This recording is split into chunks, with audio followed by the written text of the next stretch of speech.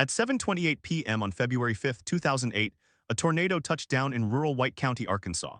It was the 27th tornado of a massive outbreak that had already been churning across the southern United States for 9 hours, but no one in that quiet stretch of farmland yet knew how different this one would be.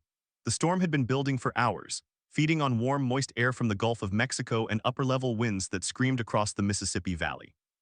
Meteorologists at the National Weather Service in Little Rock had watched the radar signatures intensify since late afternoon. They had issued a tornado warning for the area at 7:23 p.m., 5 minutes before the first debris was lifted off the ground.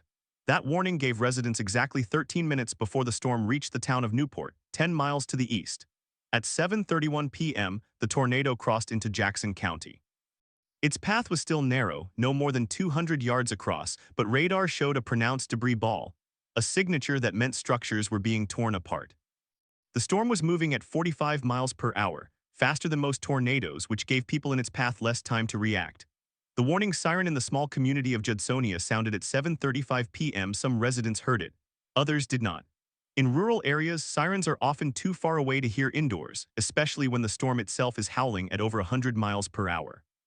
The tornado reached the outskirts of Newport at 7:44 p.m. Newport is a town of about 7,000 people, a county seat built along the White River. Its downtown has brick buildings from the early 1900s, wide streets, and a courthouse square. The tornado entered from the southwest, crossing Highway 67. Its winds had intensified to an estimated 140 miles per hour, making it an EF3 on the enhanced Fujita scale. The first major structure it struck was the Jackson County Nursing Home. The building lost its roof and part of its outer wall. Staff had already moved patients into interior hallways, but debris flew through windows, and several residents were injured by shattered glass and flying furniture. 3 blocks east, a mobile home park stood in the storm's direct path.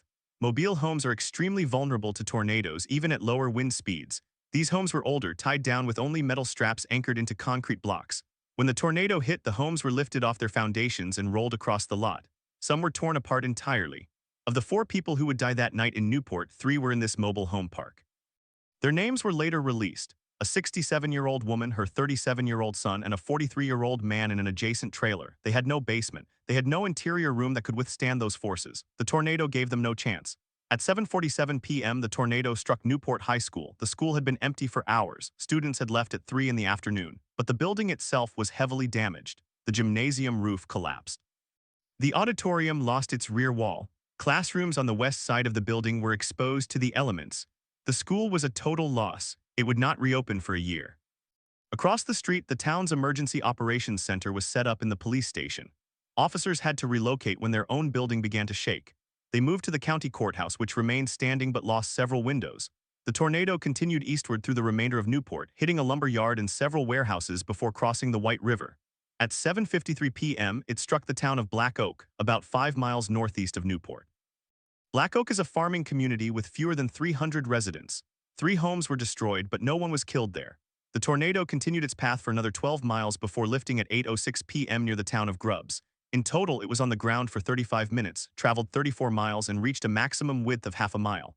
It killed 4 people and injured 37 others. What happened that night in Newport was not a rare meteorological freak. February 5, 2008, was part of what became known as the Super Tuesday tornado outbreak, the deadliest U.S. tornado outbreak in over a decade. A total of 87 tornadoes were confirmed across 7 states. The outbreak killed 57 people, injured hundreds, and caused over $1 billion in damage.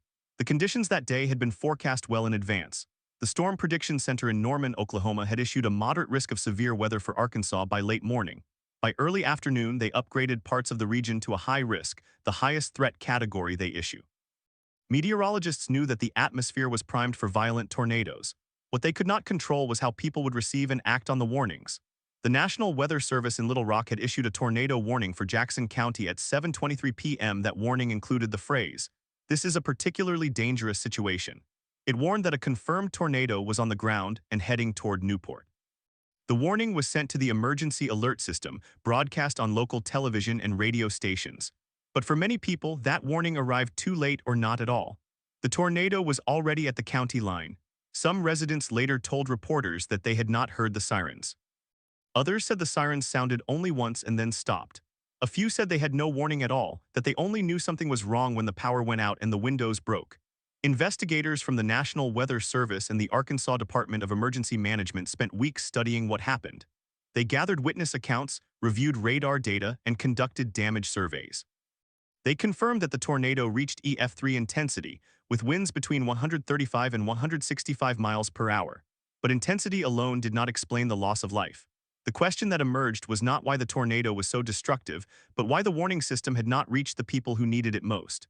The mobile home park where 3 of the 4 fatalities occurred had no tornado shelter. Arkansas has no statewide requirement for mobile home parks to provide storm shelters, even though nearly 30% of the state's housing stock is manufactured housing. After the outbreak, advocates argued that shelters should be mandatory in high-risk areas. But cost, zoning, and property rights issues have prevented any statewide mandate from passing. The residents of that park had no option but to ride out the storm in their homes, which offered little protection. Another problem was the timing. The tornado hit at night.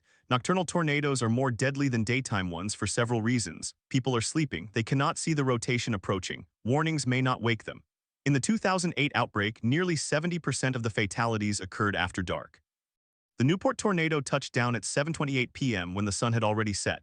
By the time it hit the mobile home park, it was fully dark. Some of the injured later described hearing the roar before they saw anything. Many did not have time to get out of bed. The local emergency management system also faced challenges. The warning siren in Newport was programmed to sound only for tornado warnings that met certain criteria. It did not sound automatically for every warning. It had to be activated manually by a dispatcher. On the night of February 5th, the dispatcher received the warning and activated the siren, but some residents reported hearing only one cycle or a weak sound. After the event, the city upgraded its siren system and added backup activation procedures. But for the families who lost loved ones, that came too late. The Super Tuesday outbreak also exposed gaps in the way tornado warnings were communicated to the public. In 2008, wireless emergency alerts did not exist on cell phones. The system that now pushes tornado warnings directly to smartphones was not created until 2010. Television broadcasts and NOAA weather radios were the primary alert methods. But weather radios require purchase and programming. Many homes did not have them. Television only works if the television is on. At 7:44 p.m. on a Tuesday, many people were eating dinner, driving home, or already in bed. They were not watching the local news. For the meteorologists who had issued the warnings, the outcome was devastating. They had done their job. They had forecast the outbreak days in advance. They had issued the warning with enough lead time for an entire town to take cover, but the gap between the warning and the response was wider than anyone had realized. That gap is not a technical problem. It is a human problem. People do not always act on warnings. They wait, they doubt, they assume the storm will miss them. They have become desensitized to sirens that sound for severe thunderstorms that never produce a tornado. On February 5, 2008, that hesitation cost lives. The aftermath in Newport was a long recovery. Federal disaster declarations brought funding from FEMA. Temporary classrooms were set up in trailers for high school students. The mobile home park was closed permanently. The families of the deceased filed lawsuits against the mobile home park owner and the state, arguing that inadequate warning and lack of shelter constituted negligence. Some cases were settled out of court, others were dismissed. No statewide shelter requirement ever came from the tragedy. The Newport tornado remains a case study in emergency management classrooms. It is used to teach students about warning dissemination, vulnerable populations, and the limits of forecasting. The meteorology of the event was well understood. The failure was in the system that connects the science to the person standing in the path of the storm. That failure still echoes today. Every time a tornado warning goes out on a smartphone, every time a family in a mobile home huddles in a bathroom, the events of February 5, 2008 are part of the reason that system exists. But it took 4 deaths in Newport to push the change forward. And even then, the change was incomplete. The people who lived through that night remember the sound first. The roar, they say, is like a freight train. It is the most common description used by tornado survivors, and it is accurate because the low-frequency rumble of a tornado is physically similar to the vibration of a diesel locomotive approaching on iron rails. But for those who survived the Newport tornado, the sound also meant something else. It meant the moment when the warning became real. It meant the second when there was no more time to get to a safer place. It meant the recognition that the system designed to protect them had not worked, or had worked only partly, or had worked too late. The tornado did not discriminate. It hit a school, a nursing home, a mobile home park, a downtown, and open fields. It destroyed houses that had stood for 50 years and left others untouched. It killed people in their beds and spared people in their cars. The randomness of its destruction is one of the hardest things to explain. Meteorologists can map the path, measure the wind speed, and assign the rating. They cannot say why one home collapsed and another 3 houses away did not. They cannot say why 3 people in the same park died and their neighbors lived. Those are questions that no radar, no report, no investigation will ever answer. The cleanup in Newport took months. Volunteers poured in from surrounding counties, churches set up feeding stations, the Red Cross opened a shelter in a nearby armory. The high school students finished the year in portable buildings. The town held a memorial service for the 4 who had died. The names were read aloud, the mayor spoke about rebuilding, the governor visited, the president signed a major disaster declaration. Life in Newport did not stop, but it was altered. A crack had been driven through the community, and it would take years to seal. But the story of the Newport tornado is not only about the storm itself. It is about what happens when a predictable disaster meets an unprepared population. It is about the gap between a warning and a response. It is about the people who are caught in that gap and who pay for it with their lives. The meteorologists who forecast the outbreak could not have saved them by issuing a better warning. The emergency managers who activated the sirens could not have saved them by sounding them more loudly. The problem was deeper. It lay in the design of the community, the type of housing, the timing of the event, and the behavior of people who hear warnings every spring and have learned to ignore them. The Newport tornado is not the strongest tornado in Arkansas history. It is not the deadliest. It is not the longest tracked. But it is one of the most instructive because it shows exactly how a modern warning system can function correctly and still fail the people it is meant to protect. That paradox is what keeps meteorologists and emergency managers up at night. They know that the science is good. They know that warnings save lives. But they also know that every life lost in a tornado is a life that a warning could have saved if only the system had reached that person in time. In the years since 2008, the United States has made progress. Wireless emergency alerts now reach millions of phones instantly. Social media allows warnings to spread faster than ever before. NOAA weather radios are cheaper and more common. Shelter construction standards have improved, but the fundamental problem has not changed. People still live in mobile homes. Tornadoes still strike at night. Warnings still require human action. And human action is the hardest variable to predict. The story of the Newport tornado is not finished. It continues in every future storm, every warning, every decision a family makes about where to take shelter. The tornado itself is over, but the lessons are ongoing, and they are not comfortable lessons. They ask us to examine whether we are building our communities safely enough, whether we are communicating risk effectively enough, and whether we are willing to make the changes that might save the next family in the next mobile home park, on the next night, when the siren sounds and the roar comes closer. In the weeks following February 5, 2008, investigators from the National Weather Service, the Arkansas Department of Emergency Management, and the National Oceanic and Atmospheric Administration began assembling the chain of events that led to the 4 deaths in Newport. Their reports would become essential reading for emergency managers across the country. But the information they gathered did not come from radar data alone. It came from interviews with survivors, from 911 call logs, from siren activation records, from the testimony of the dispatcher who pressed the button that night. At 7:44 p.m. on February 5, the National Weather Service office in North Little Rock issued tornado warning number 12 for Jackson County. It was the 12th warning of the outbreak. The warning stated explicitly, "A tornado is confirmed. This is a particularly dangerous situation. Take cover now." The warning was transmitted via NOAA weather radio, the emergency alert system, and direct phone lines to county emergency management agencies. In Jackson County, the warning was received by the 911 dispatch center. The dispatcher on duty that evening had been trained to activate the outdoor warning siren system. The siren system in Newport consisted of 4 sirens placed around the city. They had been installed in the 1990s and were maintained by the city's Public Works Department.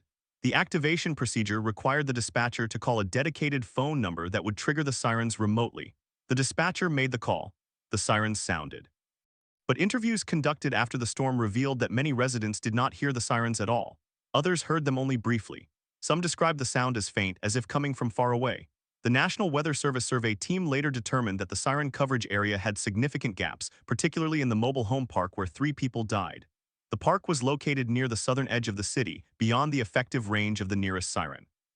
In the days after the tornado, the city of Newport conducted an internal review. The siren system was tested. The equipment functioned properly. The activation call had been made.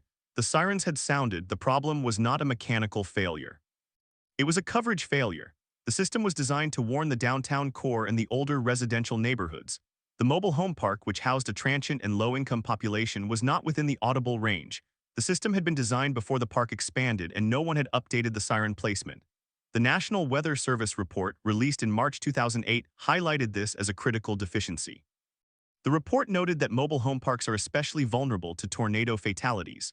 Residents of mobile homes are often less likely to have access to NOAA weather radios. They are more likely to rely on outdoor sirens, but if the sirens cannot be heard, the warning never reaches them. The report recommended that all communities with mobile home parks conduct a siren coverage analysis and either add more sirens or implement alternative warning methods for those areas. The city of Newport responded. Within a year, the siren system was expanded to include 2 additional sirens, one near the mobile home park and one on the south side of town.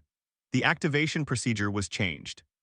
Instead of relying on a single dispatcher, the system was modified so that multiple city employees could trigger the sirens. Backup activation from the County Emergency Operations Center was added.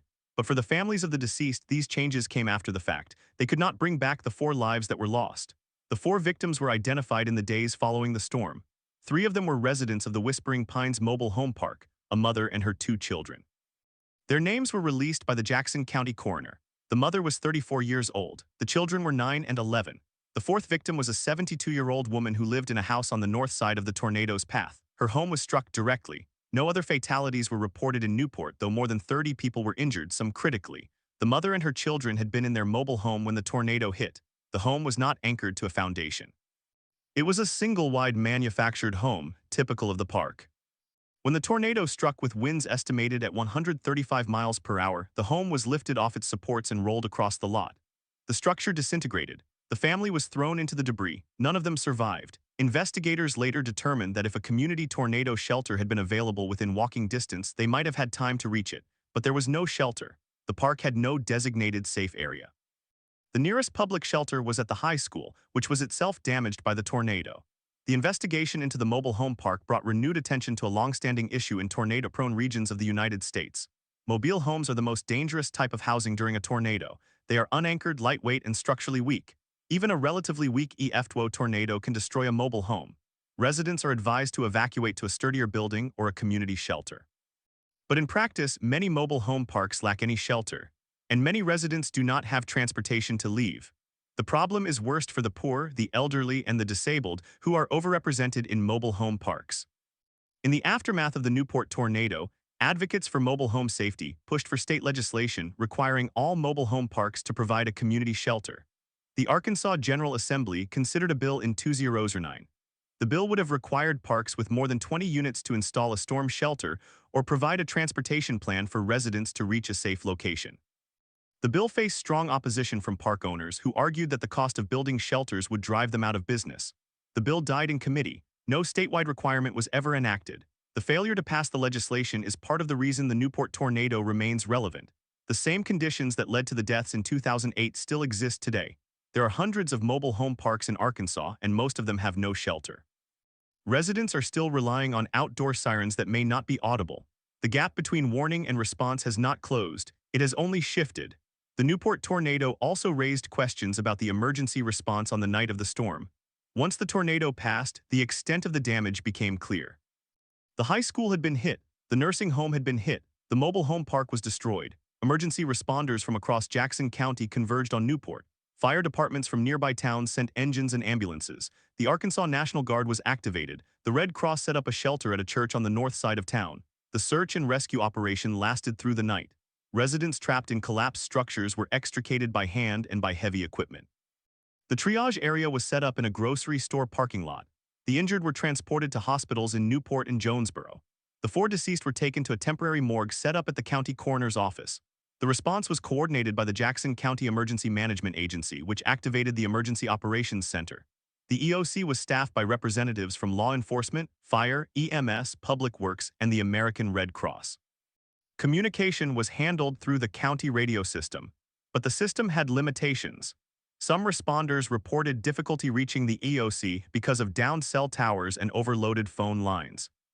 The Arkansas Wireless Information Network, a statewide radio system, was not yet fully operational in Jackson County. It would take several more years before it was completed. Despite these challenges, the response was generally considered effective. The tornado had struck a populated area, and the number of fatalities could have been much higher. The fact that only 4 people died is a testament to the warning system and the work of first responders. But it also raises an uncomfortable question. Why did 4 people die when the warning was issued with a 19-minute lead time? Part of the answer lies in human behavior. Studies of tornado fatalities have consistently shown that people do not always take shelter when warned. They may wait for visual confirmation. They may assume the storm will miss them. They may be unsure where to go. In Newport, the tornado struck at night when visibility was minimal. The power was out in parts of the city, so televisions and radios were useless. The sirens were not heard in the mobile home park. The mother and her children may have never known the tornado was coming. The 72-year-old woman who died in her home may have heard the siren but chose not to leave. Her home was a single-story frame house. She had lived there for decades. She had weathered storms before. She may have thought she was safe. Her house was not a mobile home. It was built on a foundation. But the tornado was strong enough to rip the roof off and collapse the walls. She was found in the debris of her living room. The stories of the 4 victims are not unique.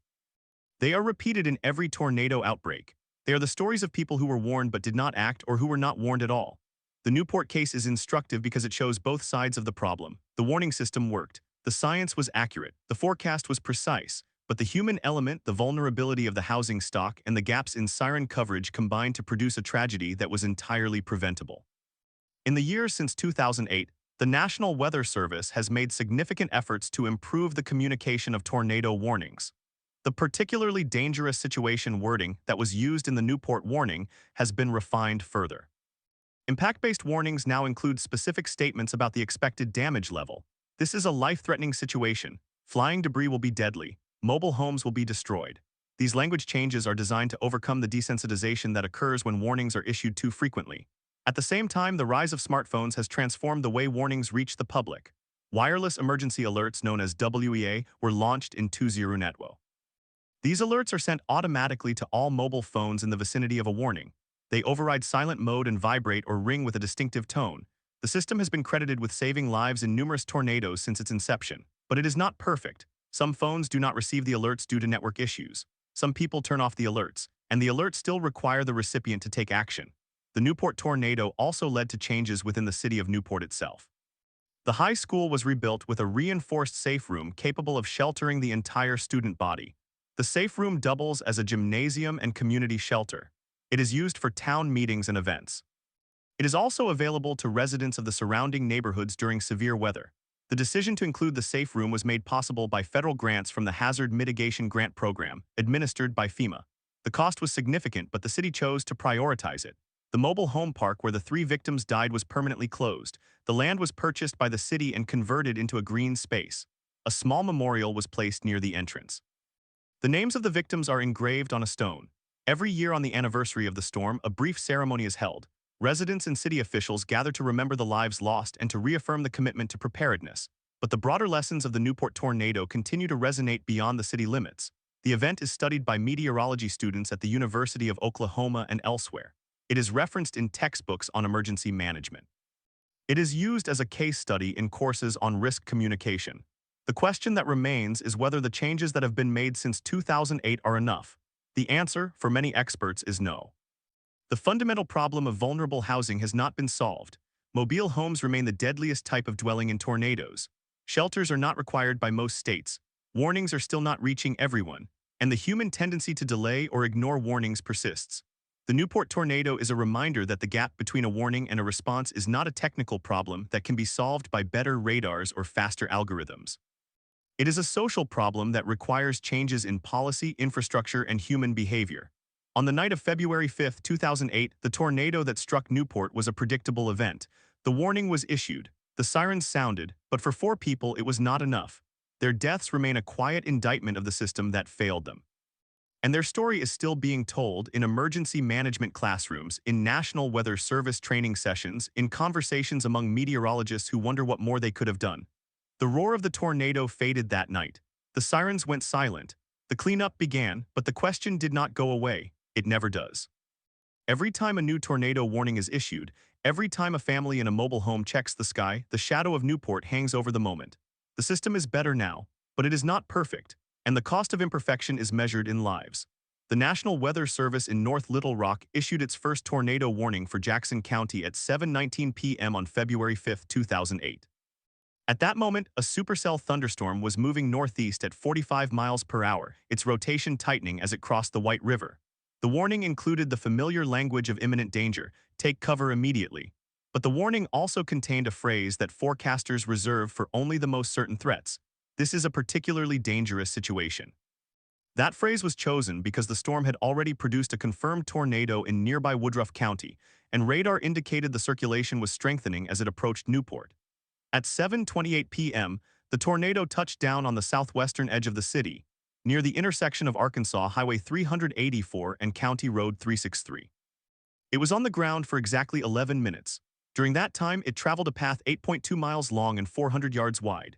The damage survey, conducted the following day by a team from the National Weather Service and the Arkansas Department of Emergency Management, assigned the tornado a rating of EF3 on the enhanced Fujita scale. Estimated wind speeds reached 145 miles per hour. That rating placed the tornado in the category of a strong, destructive event, capable of leveling well-built homes, throwing cars, and destroying entire neighborhoods. But the rating alone does not tell the full story. The tornado struck a community that was, in many respects, unprepared for an event of that magnitude.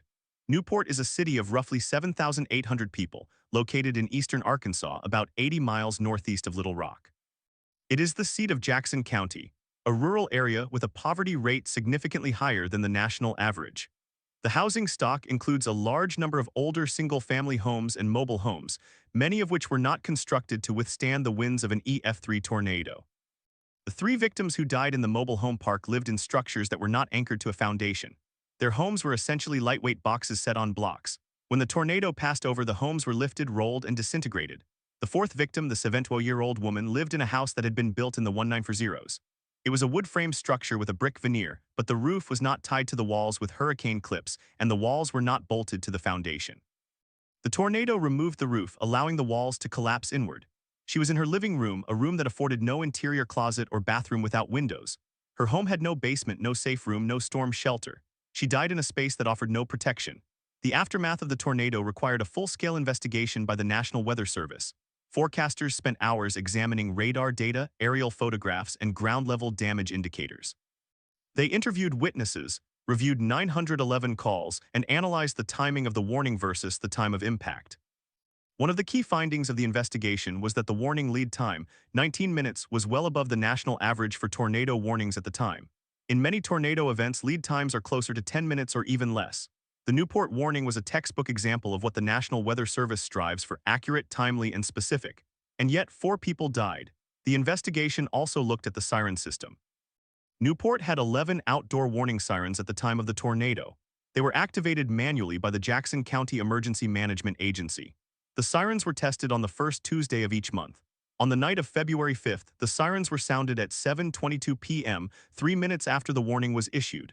But the coverage area of the sirens did not extend to all parts of the city. The mobile home park where 3 people died was located on the eastern edge of the city, more than a mile from the nearest siren.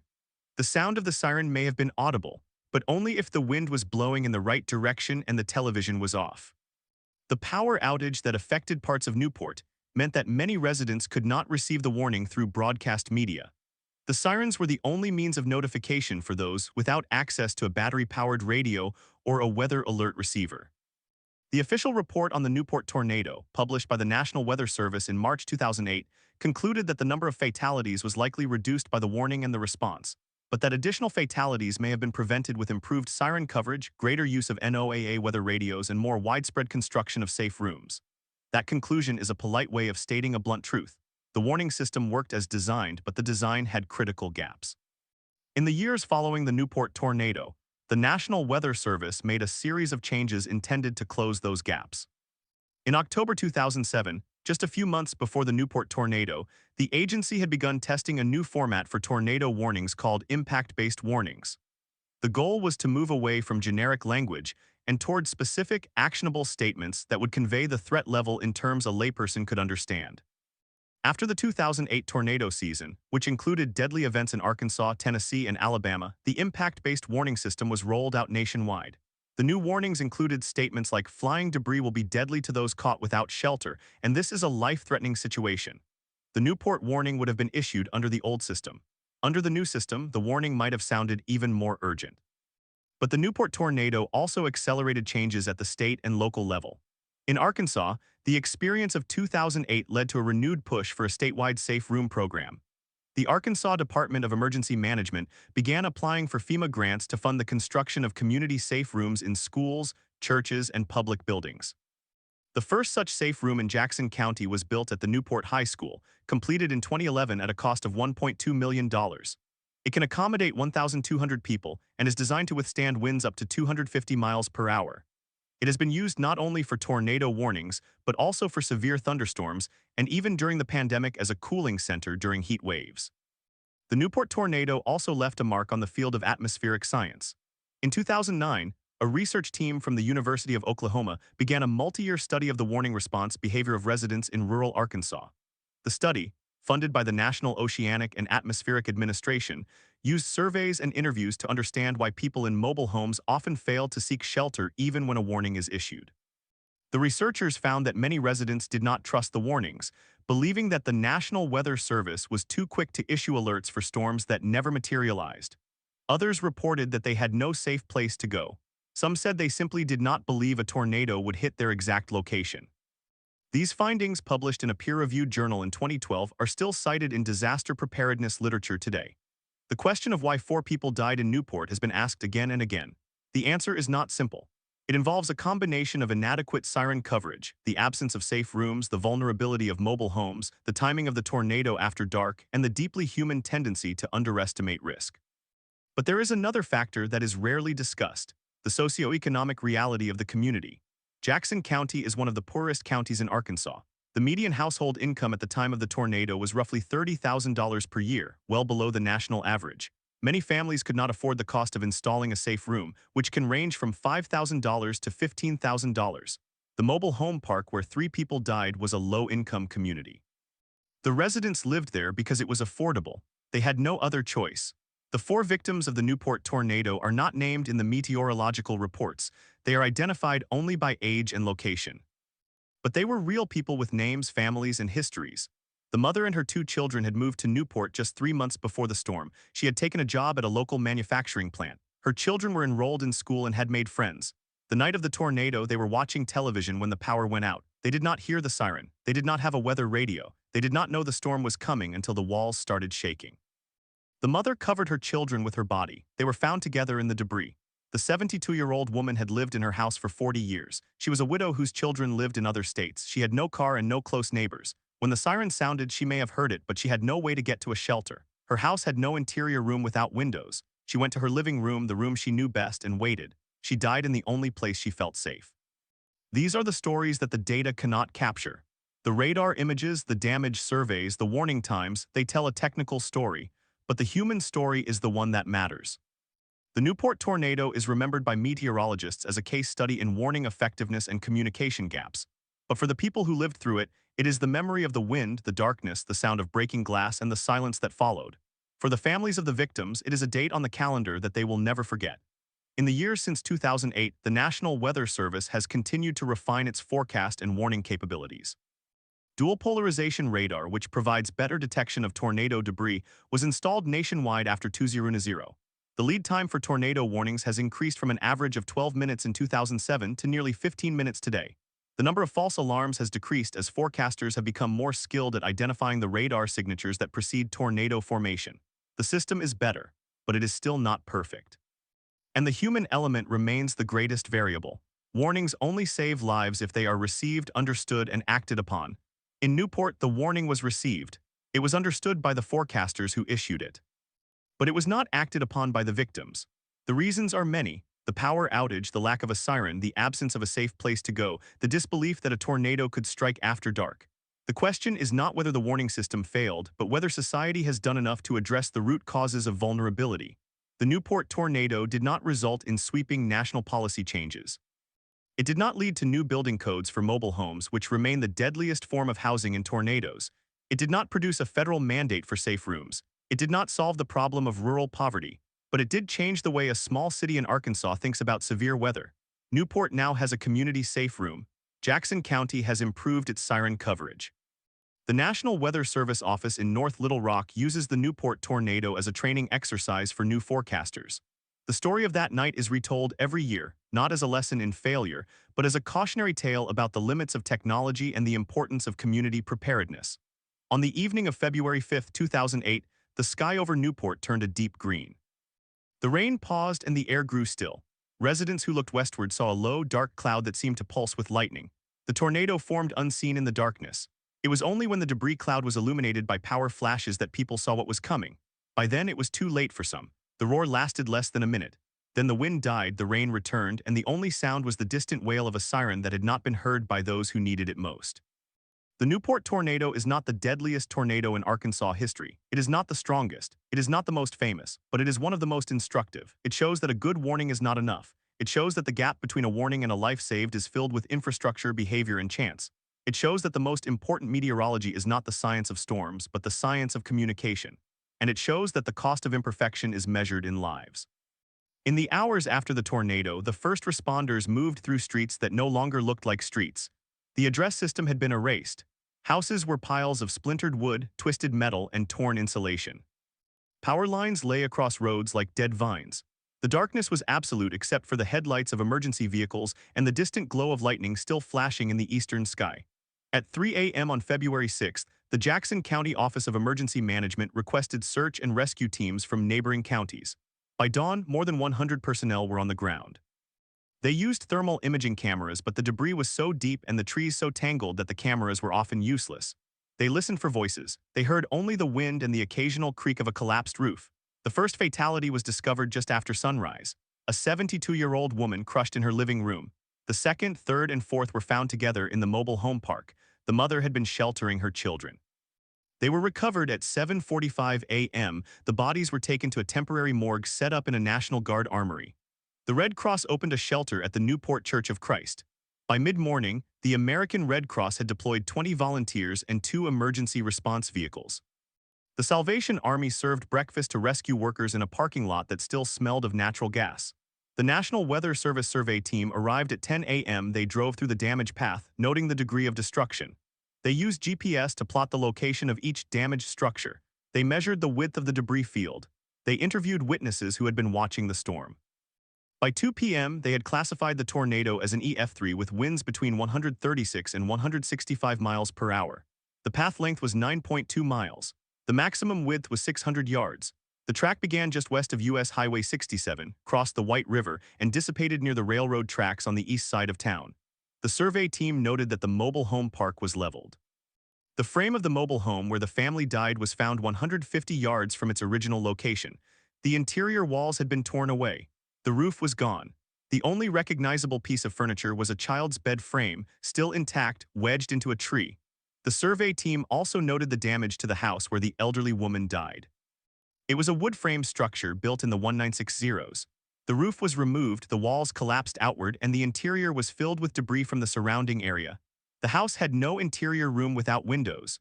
The woman had no basement. She had no safe room. She had no car to drive to a shelter. The survey team's report, published a week later, included a single line that has been cited in many subsequent studies.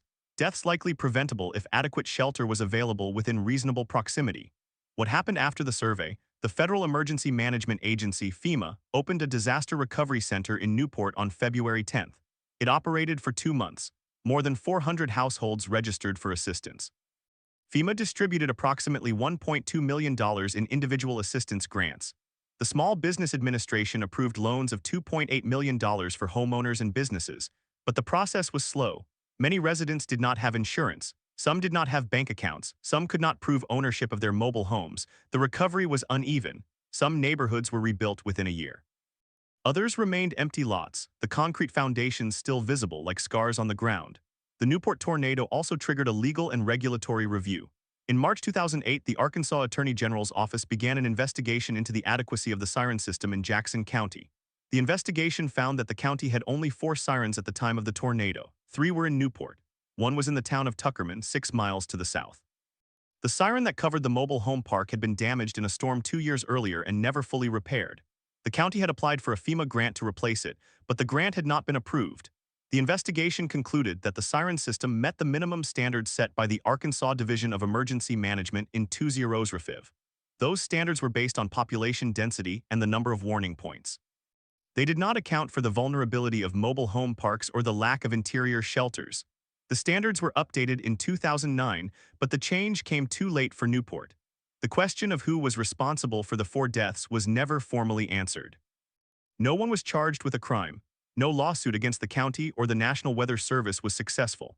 The families of the victims filed a wrongful death claim in 2009, alleging that the county's failure to maintain the siren constituted negligence. The case was dismissed in 2011 on the grounds that the county was immune from liability under the Arkansas Tort Claims Act. The judge wrote that the siren system was a discretionary governmental function and that the county could not be held liable for errors in judgment. The families appealed to the Arkansas Supreme Court, which upheld the dismissal in 2-0. The case remains a precedent cited in legal arguments about the limits of government liability in disaster response. But the Newport tornado also accelerated changes at the state and local level. In Arkansas, the experience of 2008 led to a renewed push for a statewide safe room program. The Arkansas Department of Emergency Management began applying for FEMA grants to fund the construction of community safe rooms in schools, churches, and public buildings. The first such safe room in Jackson County was built at the Newport High School, completed in 2011 at a cost of $1.2 million. It can accommodate 1,200 people and is designed to withstand winds up to 250 miles per hour. It has been used not only for tornado warnings, but also for severe thunderstorms, and even during the pandemic as a cooling center during heat waves. The Newport tornado also left a mark on the field of atmospheric science. In 2009, a research team from the University of Oklahoma began a multi-year study of the warning response behavior of residents in rural Arkansas. The study, funded by the National Oceanic and Atmospheric Administration, used surveys and interviews to understand why people in mobile homes often fail to seek shelter even when a warning is issued. The researchers found that many residents did not trust the warnings, believing that the National Weather Service was too quick to issue alerts for storms that never materialized. Others reported that they had no safe place to go. Some said they simply did not believe a tornado would hit their exact location. These findings, published in a peer-reviewed journal in 2012, are still cited in disaster preparedness literature today. The question of why 4 people died in Newport has been asked again and again. The answer is not simple. It involves a combination of inadequate siren coverage, the absence of safe rooms, the vulnerability of mobile homes, the timing of the tornado after dark, and the deeply human tendency to underestimate risk. But there is another factor that is rarely discussed: the socioeconomic reality of the community. Jackson County is one of the poorest counties in Arkansas. The median household income at the time of the tornado was roughly $30,000 per year, well below the national average. Many families could not afford the cost of installing a safe room, which can range from $5,000 to $15,000. The mobile home park where 3 people died was a low-income community. The residents lived there because it was affordable. They had no other choice. The 4 victims of the Newport tornado are not named in the meteorological reports. They are identified only by age and location. But they were real people with names, families, and histories. The mother and her 2 children had moved to Newport just 3 months before the storm. She had taken a job at a local manufacturing plant. Her children were enrolled in school and had made friends. The night of the tornado, they were watching television when the power went out. They did not hear the siren. They did not have a weather radio. They did not know the storm was coming until the walls started shaking. The mother covered her children with her body. They were found together in the debris. The 72-year-old woman had lived in her house for 40 years. She was a widow whose children lived in other states. She had no car and no close neighbors. When the siren sounded, she may have heard it, but she had no way to get to a shelter. Her house had no interior room without windows. She went to her living room, the room she knew best, and waited. She died in the only place she felt safe. These are the stories that the data cannot capture. The radar images, the damage surveys, the warning times, they tell a technical story, but the human story is the one that matters. The Newport tornado is remembered by meteorologists as a case study in warning effectiveness and communication gaps. But for the people who lived through it, it is the memory of the wind, the darkness, the sound of breaking glass, and the silence that followed. For the families of the victims, it is a date on the calendar that they will never forget. In the years since 2008, the National Weather Service has continued to refine its forecast and warning capabilities. Dual polarization radar, which provides better detection of tornado debris, was installed nationwide after 2-0. The lead time for tornado warnings has increased from an average of 12 minutes in 2007 to nearly 15 minutes today. The number of false alarms has decreased as forecasters have become more skilled at identifying the radar signatures that precede tornado formation. The system is better, but it is still not perfect. And the human element remains the greatest variable. Warnings only save lives if they are received, understood, and acted upon. In Newport, the warning was received. It was understood by the forecasters who issued it. But it was not acted upon by the victims. The reasons are many: the power outage, the lack of a siren, the absence of a safe place to go, the disbelief that a tornado could strike after dark. The question is not whether the warning system failed, but whether society has done enough to address the root causes of vulnerability. The Newport tornado did not result in sweeping national policy changes. It did not lead to new building codes for mobile homes, which remain the deadliest form of housing in tornadoes. It did not produce a federal mandate for safe rooms. It did not solve the problem of rural poverty, but it did change the way a small city in Arkansas thinks about severe weather. Newport now has a community safe room. Jackson County has improved its siren coverage. The National Weather Service office in North Little Rock uses the Newport tornado as a training exercise for new forecasters. The story of that night is retold every year, not as a lesson in failure, but as a cautionary tale about the limits of technology and the importance of community preparedness. On the evening of February 5, 2008, the sky over Newport turned a deep green. The rain paused and the air grew still. Residents who looked westward saw a low, dark cloud that seemed to pulse with lightning. The tornado formed unseen in the darkness. It was only when the debris cloud was illuminated by power flashes that people saw what was coming. By then, it was too late for some. The roar lasted less than a minute. Then the wind died, the rain returned, and the only sound was the distant wail of a siren that had not been heard by those who needed it most. The Newport tornado is not the deadliest tornado in Arkansas history. It is not the strongest. It is not the most famous, but it is one of the most instructive. It shows that a good warning is not enough. It shows that the gap between a warning and a life saved is filled with infrastructure, behavior, and chance. It shows that the most important meteorology is not the science of storms, but the science of communication. And it shows that the cost of imperfection is measured in lives. But there is another dimension to this story, one that extends beyond the boundaries of Jackson County. The Newport tornado occurred just 3 days before the devastating Super Tuesday tornado outbreak of February 5-6, 2008, which killed 57 people across 4 states. That outbreak included 3 EF4 tornadoes in Tennessee and Arkansas. One of them in Arkansas killed 13 people in the town of Clinton. The outbreak was the deadliest February tornado outbreak in U.S. history at the time. It dominated the national news for weeks. Newport tornado was overshadowed. It became a footnote in the larger story, but for the people of Newport, it was the main story. The attention of the nation was elsewhere, but the grief was local. The long-term impact on the community is still felt today. Newport's population, which was 7,800 in 2008, had dropped to 7,200 by the 2010 census. The manufacturing plant that employed the mother of the 2 children closed in 2009. The mobile home park was never rebuilt. The land was sold to a farm cooperative. It is now a soybean field. In the summer, when the soybeans are tall and green, it is hard to tell that anything ever happened there. But the people who live in Newport remember. They remember the names of the victims. They remember the sound of the wind. They remember the sirens that did not sound. They remember the friends they lost. And the meteorologists remember too. The lead forecaster who issued the warning for Newport on February 5, 2008 is still working at the National Weather Service. He gave an interview in 2018, 10 years after the tornado. He said that he still thinks about that night. He said that the warning was issued with the best available data, but that the data could not tell him whether the sirens were working or whether the people in the mobile home park had a way to hear the warning. He said that the job of a forecaster is not just to predict the weather, but to understand the community. He said that Newport taught him that a warning is only as good as the infrastructure that delivers it and the behavior of the people who receive it. The Newport tornado also highlighted a persistent problem in tornado research, the difficulty of measuring the effectiveness of warnings.